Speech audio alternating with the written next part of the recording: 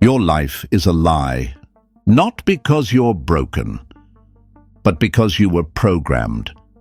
Before you could speak, before you could choose, before you even knew who you were, they stepped in, and they didn't ask for permission. They fed you stories of who you should be, what to want, what to fear, what's possible, what's not. You didn't choose your name, your language, your beliefs, even the food you crave today. Most of it was installed before you ever had a say. And your parents, they didn't protect you from it. They couldn't, because they were programmed too, raised inside the same invisible system, taught the same invisible rules, believing the same invisible lies. You were trained to behave, to conform, to obey. And now, here you are, an adult, carrying code you never agreed to, thoughts that aren't yours, dreams that don't feel like your own, a life that feels off. But if everything you believe was programmed into you, then what's left that's truly yours? It's a terrifying question, but it's the first step toward freedom. Because before you can remember who you really are, you have to unlearn who they taught you to be.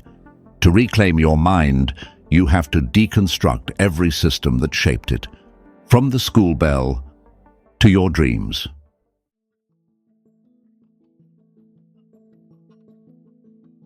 They told you school was about learning, about preparing you for life, helping you become someone. But here's the truth. School was never built to educate you. It was built to condition you. Let's break it down. The bell rings. You move. Not because you want to, not because it makes sense, but because you've been trained to respond. That's not education. That's Pavlovian conditioning. Just like the experiment, where a bell was enough to make dogs salivate, even without food. The bell doesn't teach you freedom. It teaches you to obey the signal. You sit in rows. You raise your hand for permission to speak. You memorize what you're told. Obedience earns praise. Curiosity earns correction. And so the habit forms. Sound familiar? Now look closer. The school building itself. Fluorescent lights, tiled floors, surveillance cameras, security gates. Looks eerily similar to something else. A prison. And that's not a metaphor. It's a model. Both schools and prisons are government-funded institutions. Both receive money based on the number of bodies inside. Both are structured around routine, control, and silence. And both are less interested in your growth than in your compliance. They claim they're teaching discipline, but what they're really teaching is submission. You're taught not to trust your instincts. You're told when to sit, when to eat, when to speak, even when to go to the bathroom. And if you resist, you're labeled difficult, disruptive, needs improvement. And that label follows you through report cards, parent meetings, and permanent records. You're not a student. You're a unit, a data point, a number in a system that profits from your obedience. Still think school is about you? Think again. Ask yourself, why is the school day structured like a 9-to-5 job? Why are breaks scheduled, timed, and monitored? Why are you punished for speaking out of turn, even when what you have to say is true? Because this isn't about learning, it's about training you to become a compliant, predictable, replaceable worker. And it works. By the time you graduate, you've been trained to seek permission, to value grades over wisdom, to fear mistakes more than stagnation, to sit down, shut up, and follow the rubric. And when you finally leave that system, you don't leave the programming. You carry it with you into jobs you hate, where you trade your time for survival, into relationships where you seek approval over connection, into adult life where the bell still rings. But now it's your alarm clock. And the worst part, they make you believe it's your choice. But choice without awareness is just disguised conditioning. You think you're free because you get to choose your college, your major, your job title. But every one of those choices is already framed within a system that told you what success is supposed to look like. They don't want you to think.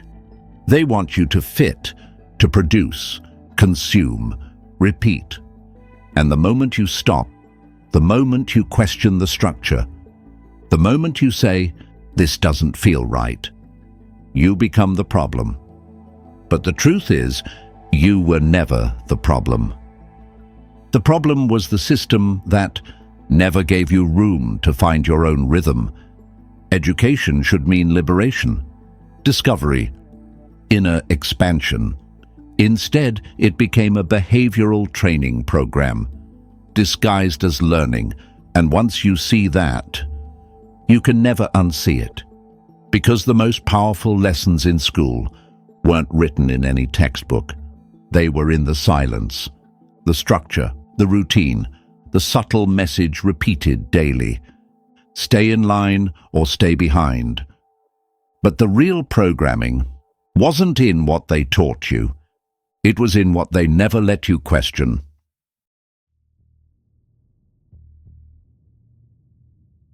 You probably think school is about learning facts, dates, formulas, definitions. But what if I told you that the curriculum wasn't designed to teach you knowledge? It was designed to control how you think. Let's start with history. They say it's the story of humanity. But the truth is, it's the story told by the victors. It glorifies conquests, whitewashes genocides, and erases the voices of those who dared to resist. You're taught about Columbus as a hero, but not about the blood spilled under his flag. You're shown revolutions as progress, only when they ended in a power the system approved of. You memorize presidents, kings, and wars, but forget the names of poets, rebels, and dissidents who questioned the world they lived in. Because if you knew what they stood for, you might start questioning your world too. Then there's literature. The books you're told are classics. What do they have in common? The protagonist follows the rules, or suffers for breaking them. Rebels are either romanticized martyrs or punished misfits. The villain? Almost always the one who challenges power. And the lesson beneath the story? Be brave within the system. Think different, but not too much. You weren't just reading stories, you were absorbing scripts. Scripts about how a good person behaves, what a worthy life looks like, and what happens when you step outside the lines. Even science wasn't safe. Instead of being taught to question, explore, and wonder, you were taught to memorize, to recite formulas, to get the answer right. You weren't trained to think like a scientist. You were trained to pass the test. Discovery was replaced with obedience. Wonder with repetition. You learned what Newton said, but not how he thought. And math? Math should have been the most liberating subject. A language of patterns, structure, creativity. But instead, it became a measuring stick. A silent judge, a system of numbers used to sort you, rank you, define your value. You learned math not as a living tool, but as a trap. And if you didn't fit the logic of the formulas, you were labeled bad at math. You were told you weren't smart, when the truth was, the system was never designed to fit how you learn. This wasn't education, it was categorization. A way to group minds into ranks, reward the rule followers, crush the deviants, and feed you into the machine. Because the goal of the curriculum was never to free your mind, it was to structure it, to install beliefs, normalize obedience, and suppress the drive to question. You didn't choose the stories you read or the theories you studied. You didn't choose what was important to learn. Someone else chose for you. A committee, a state board, a system that benefits when you don't ask why. Because asking why is dangerous. Why is this version of history the one we memorize? Why does math feel like a punishment instead of a puzzle? Why are we tested on memorization instead of insight? The curriculum was never neutral. It was curated, structured, sanitized, to train not just what you think, but how you think. And more importantly, what you're too afraid to think at all. Because once you learn to obey the book without questioning the author, you're ready. Ready to take your place in the system. You're not expected to be wise, just informed enough to be functional, not empowered, just skilled enough to serve. They don't need you to understand. They only need you to repeat. And that's why the most powerful programming doesn't happen through what they tell you. It happens through what they let you imagine. Which brings us to the real teachers, your screens. You didn't just grow up watching stories, you grew up being trained by them. The cartoons, fairy tales, and movies you loved as a child. They weren't just entertainment. They were instruction manuals, teaching you who to trust, who to fear, what to dream, and who you're supposed to be. And you didn't even notice, because it was fun, colorful, catchy, safe. But beneath the songs and smiles was a very clear message. The good guy follows the rules. The bad guy breaks them. From the very beginning, your mind was shaped to associate morality with obedience. The hero is charming, clean-cut, polite. They don't question authority. They protect it. They fight, but only for the system, never against it. And the villain? The villain is chaotic, messy, angry, too emotional, too different. They challenge the norm. They speak hard truths. They don't fit the mold. So the story tells you, be like the hero, safe, silent, accepted. Fear the villain, because that could be you if you step out of line. It's subtle, but it's surgical, because what you call entertainment is really programming. Take fairy tales. The princess is always helpless. The prince is always noble. They're beautiful, chosen, destined. Meanwhile, the stepmother is evil. The outcast is cursed. The witch? She's the one with knowledge, and she must be destroyed. These stories weren't random. They were mythologies with a message. There is a social order, and your happiness depends on staying in your place. It's not just fantasy. It's hierarchy. Royalty is good, power is natural, and love is something that saves you. Not something you grow for yourself. Even your emotions were trained. You cheer when the rebel is punished. You cry when the hero sacrifices himself for the greater good. You're told the best love is the one you wait for, not the one you build. And all along, your subconscious is recording every frame. So, by the time you grow up, you already know the script. Speak nicely, dress properly, obey quietly, get picked, be saved. You've seen that story 1,000 times, and the message always lands. You're not the author.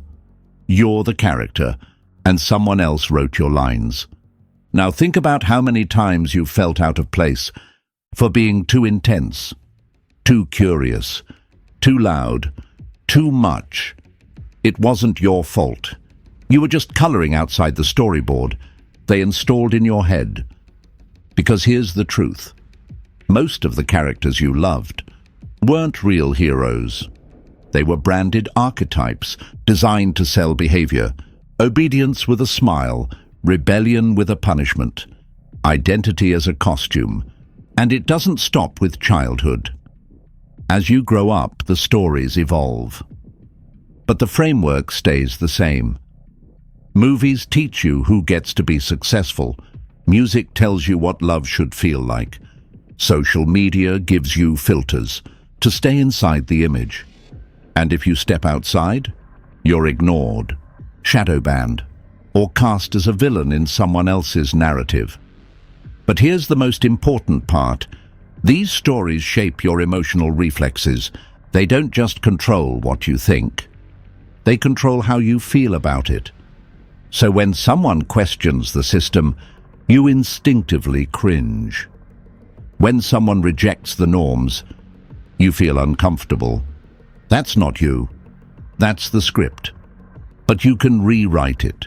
You can choose new characters, new arcs, new endings, but only if you pause the movie long enough to ask, who chose my heroes for me?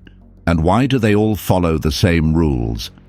Because while you were cheering, they were selling you feelings, loyalty, shame, romance, fear, packaged and marketed like any other product. And if they can sell you emotions, they can sell you identity, which means what you think you want might not be yours at all.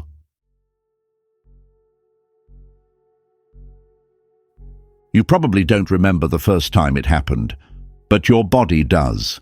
Your brain does. You were just a kid, barely able to read. And yet, you already knew. When you saw the red and yellow box with a smiling clown and a toy inside, it meant happiness. Not because you were hungry, but because they trained you to feel joy at the sight of it. Fast food wasn't just food. It was a chemical experience, packaged with color, sound, reward, and reinforcement. Every bite was salt, sugar, fat. Engineered not for nourishment, but for addiction. And the toy, that wasn't a bonus. That was the hook. It connected the flavor of processed food to the excitement of a cartoon hero, to the comfort of familiarity, to the ritual of reward. Every visit to that counter became an automation. Craving, eating, pleasure, repeat. It felt like a treat. It was actually a training sequence. Because here's how it works. Each happy meal hit your brain's reward center. Dopamine floods your system. Your brain takes notes. Salt plus sugar plus toy plus music equals happiness. Now, fast forward, you grow up. But the code stays. Stress, fries, loneliness, sugar, boredom, another scroll. They trained your cravings before you knew what hunger was. You reach for comfort food, the food that feels like love. But that feeling was programmed into you before you could ever consent to it. This isn't about willpower. This is about neurological conditioning. They didn't just teach you to eat. They trained you to associate specific flavors with emotional safety. And that's the real trap, because when your emotions are connected to chemicals, you're not just eating, you're self-medicating. You're not feeding hunger. You're feeding an installed pathway, a loop installed in childhood by corporations who understood your brain better than your parents ever could. But it didn't stop at food. They tied your favorite characters, the ones from cartoons, commercials, movies, directly to consumption. SpongeBob on the fries, Frozen on the milkshake, superheroes on the soda cup, and just like that, the emotional bond between story and sugar was locked in. You weren't just buying food, you were buying access to a feeling that had been sold to you since you were 4 years old. And now, it feels automatic. You don't question it, because it feels familiar, safe, deserved. But it's not real. It's not nourishment. It's not joy. It's programming. Programming that tells you, bad day, eat this. You deserve this. This is what happy people do. And here's the dangerous part. That loop doesn't just shape how you eat. It shapes how you soothe, how you reward, how you celebrate, and how you avoid feeling pain. Because when you learn to calm yourself with fries, you never learn to sit with your discomfort. You never learn to listen to your body. You never learn to truly feel. And that's the whole point. A numb population is an obedient population, because when your coping mechanisms are bought, your decisions are predictable. And predictable people are easy to market to, easy to manage, easy to keep asleep. So don't feel guilty for falling into the pattern. Feel angry that it was designed for you. And know this: you can break the loop. You can reclaim your body, your cravings, your emotions. But it starts by seeing the pattern, recognizing that your relationship with food was never just about nutrition. It was about manipulation.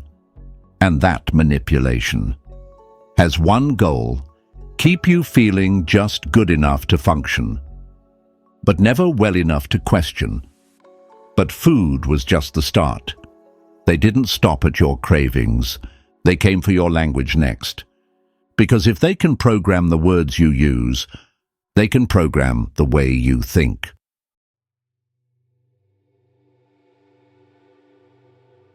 Words are not just tools for expression.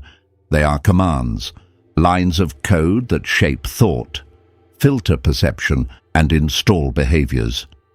Without you ever realizing it, you think you're speaking, but most of the time you're repeating. Let's go back. Do you remember the first time someone called you Ngoan? Good boy, good girl. You felt proud, right? Warm, safe, seen. But look closer. What did good actually mean? Did it mean honest, curious, brave? Number. It meant quiet, obedient, compliant. It meant don't question, don't interrupt, don't feel too much, don't challenge the adult. From your first words, you were rewarded for fitting the mold, not for being real. And those words, they stuck. You carried them into school, into work, into relationships. Every time you wanted to speak up, but didn't. That was old code running in the background. Every time you bit your tongue, not because you were wrong, but because you'd been trained to avoid talking back. That was the program doing its job.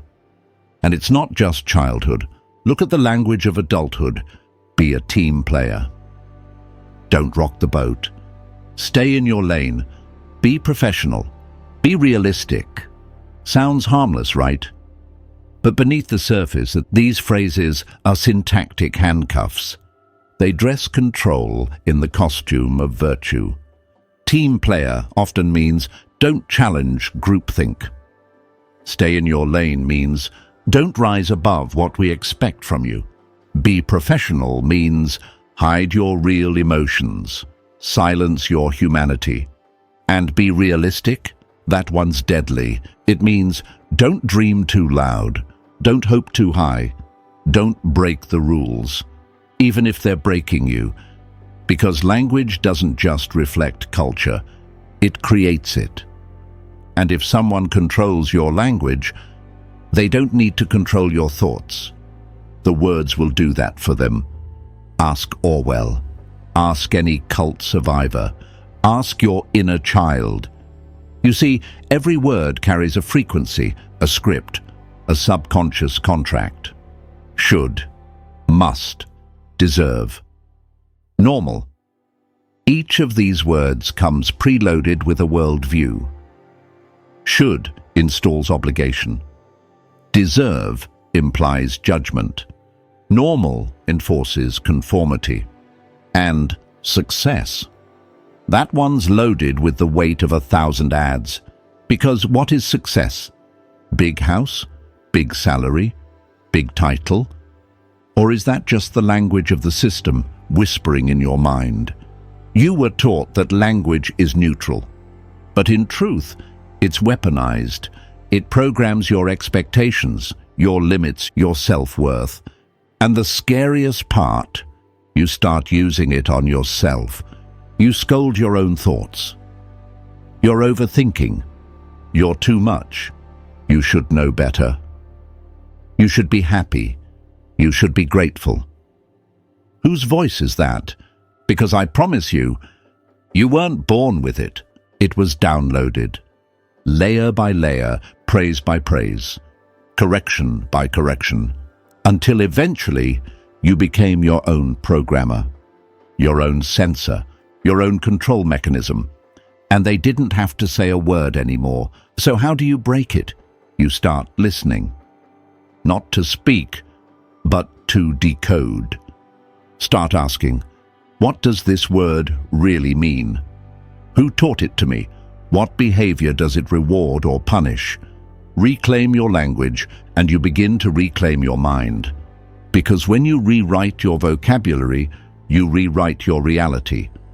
No more I should. Say, I choose. No more I have to. Say, I get to. No more I'm sorry for being me. Say, I'm enough, unfiltered. Because once you start hearing the spell, you can break it. And once you break it, you speak for yourself again. But they're clever. They knew words alone weren't enough. So they wrapped the language in something even stronger. They called it culture.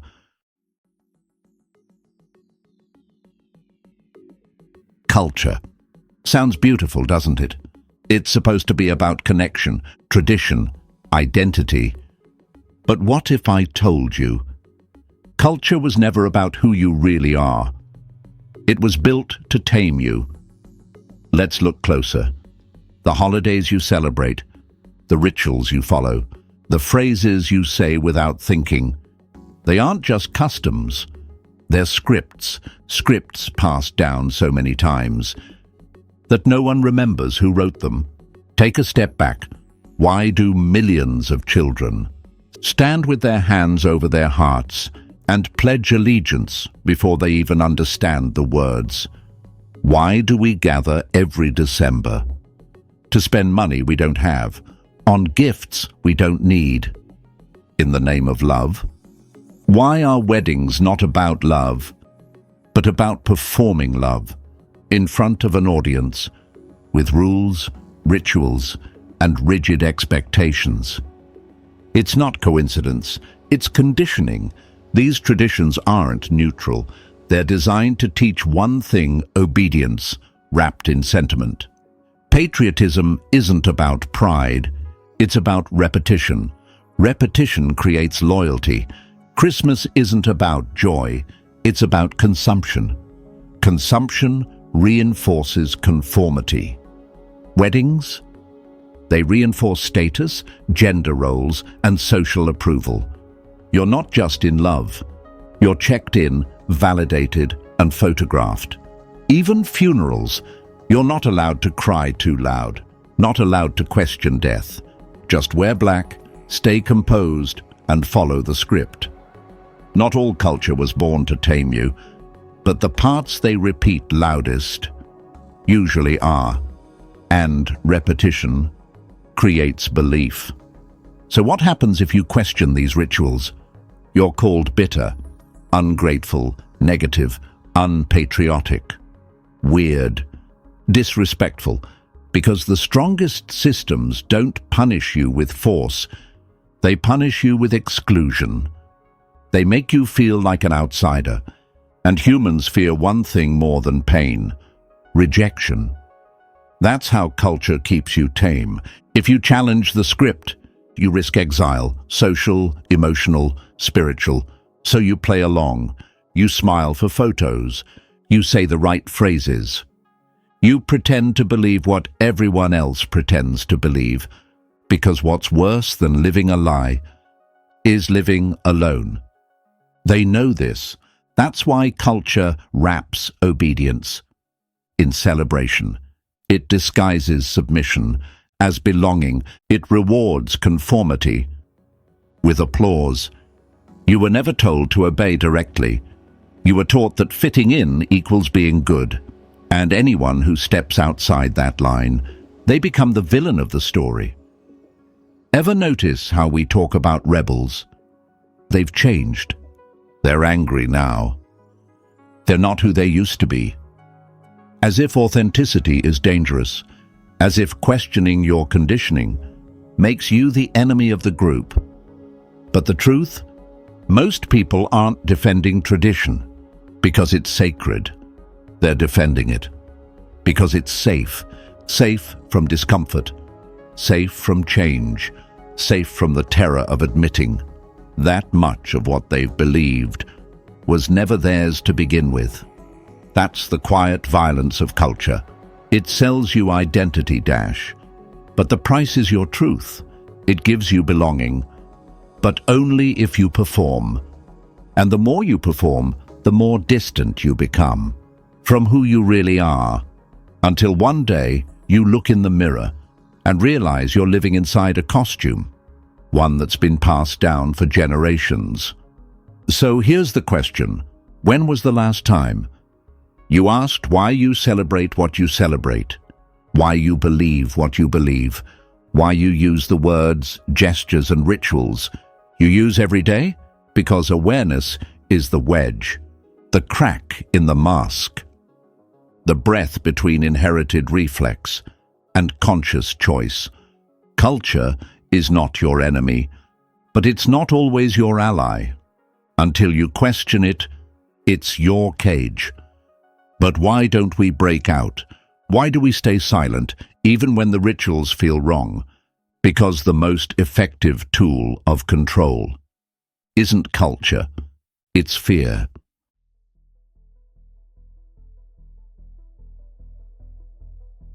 They didn't need to chain your body. They just needed to program your fear. And the most powerful fear of all was failure. It started small, a red X on your homework, a disappointing grade, a parent's sigh, a teacher's look. The message was clear: if you fail, you are less. So you started avoiding mistakes, playing it safe, following the rules. You stopped raising your hand unless you were sure. You stopped experimenting. You stopped asking, what if? And you started asking, what's the right answer? Because failure wasn't just failure. It was shame, judgment, disappointment, isolation. So they didn't need to punish you directly. They just had to let you feel the sting of falling short in front of the system. And you internalized it. Suddenly, success wasn't about discovery. It was about survival. Get the right grades, get the diploma, get the job, get the approval. Dreams became camouflage. Every step forward wasn't passion, it was escape. And the road ahead, it was drawn for you. Graduate, get a degree, get married, buy a house, have kids, retire, die. That's not life, that's a conveyor belt. And every step came with one message: don't mess this up. Don't take a year off. Don't change majors. Don't skip college. Don't stay single too long. Don't move somewhere risky. Don't start over. The more you tried to feel secure, the smaller your world became. You weren't living boldly. You were calculating your risk exposure. And every what if died before it could speak. What if I try something new? What if I leave this job? What if I fail? No. Better stay safe. Better stay in line. Better stay stuck. Because the system taught you certainty is comfort.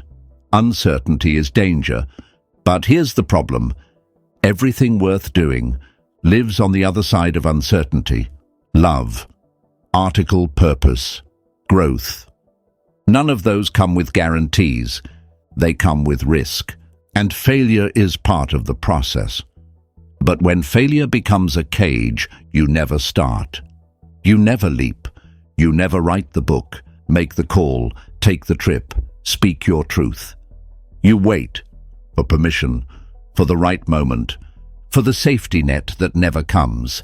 And while you wait, the system profits, because fear makes you predictable. And predictable people are easy to sell to. easy to control, easy to distract. They gave you a fear so strong. You stopped choosing your life.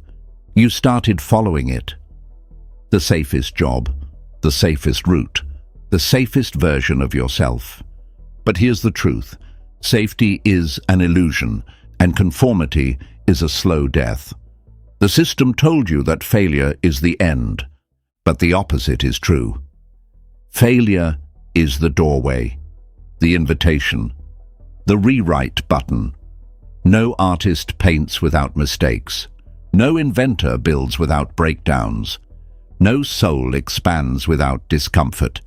The fear of failure wasn't natural, it was installed. And that means it can be uninstalled. You weren't born afraid to fall.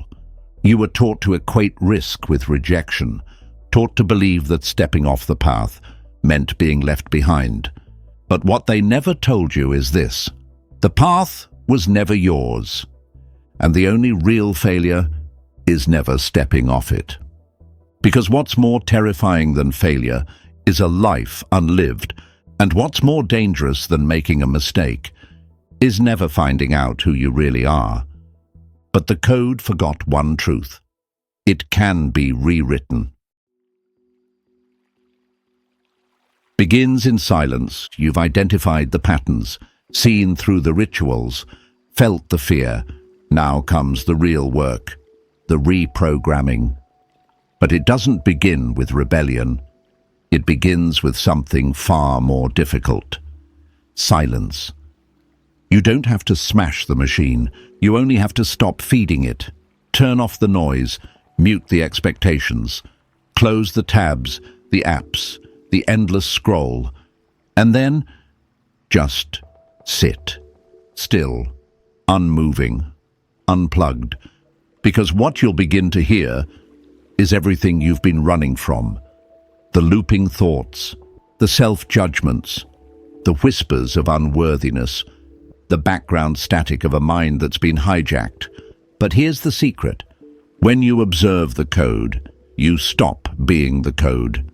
Silence creates space, and space is where old reflexes die. When you no longer react automatically, you start choosing deliberately. This is where it begins. Look at a single thought. I need to be productive to matter. Pause. Observe it. Where did it come from? School, society, family. Now, challenge it. My value is not based on output. I am enough in stillness. That's not self-help fluff. That's line-by-line code replacement, because all of us are running on scripts. Inherited phrases, expectations, fears, and most of those scripts were installed without consent. But here's the truth they never wanted you to realize: the code is editable, and editing it starts with awareness.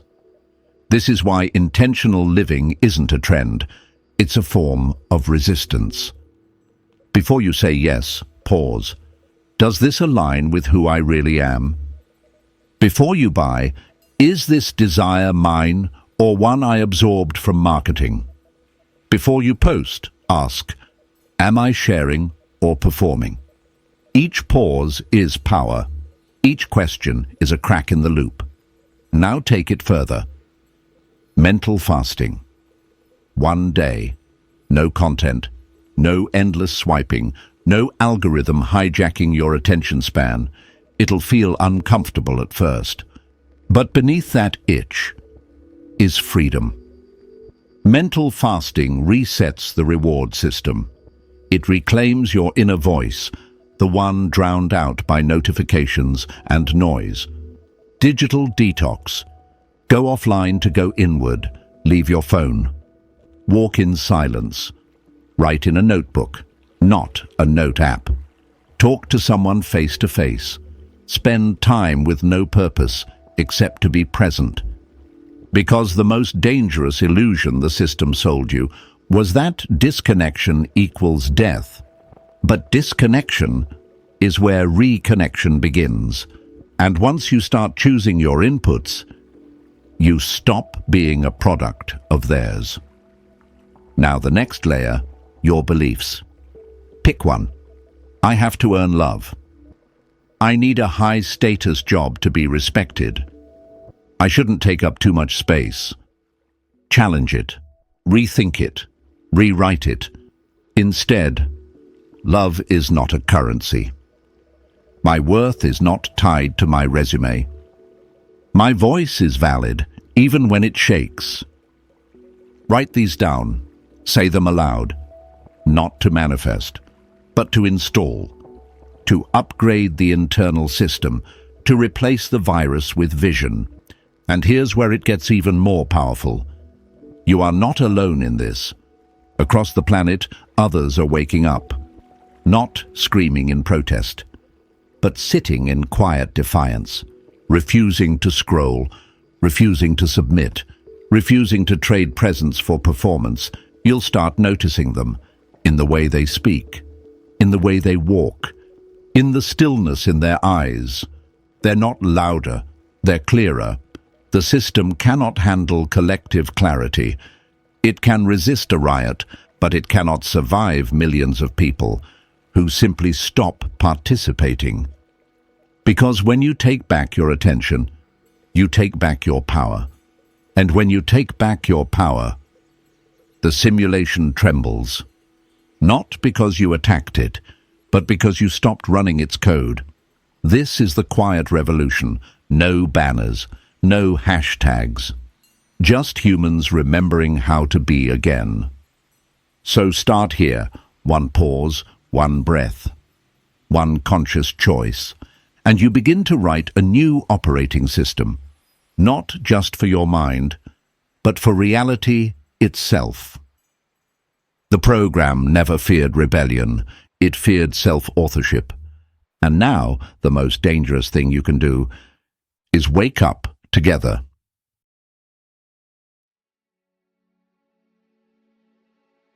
Every time one person wakes up, a pattern breaks, a script ends, a new choice becomes possible.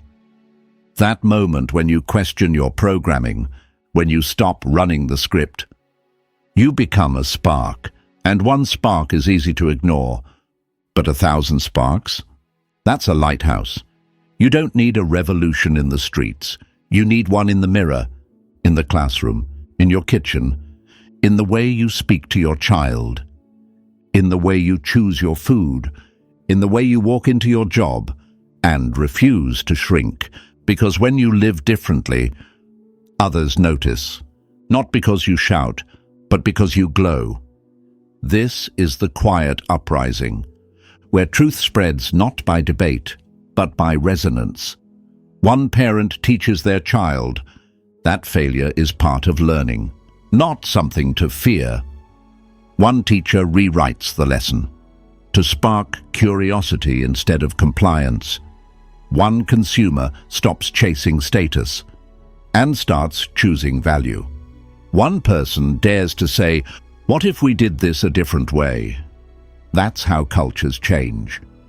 Not with war, but with questions. Because here's the truth, you don't need to change the world.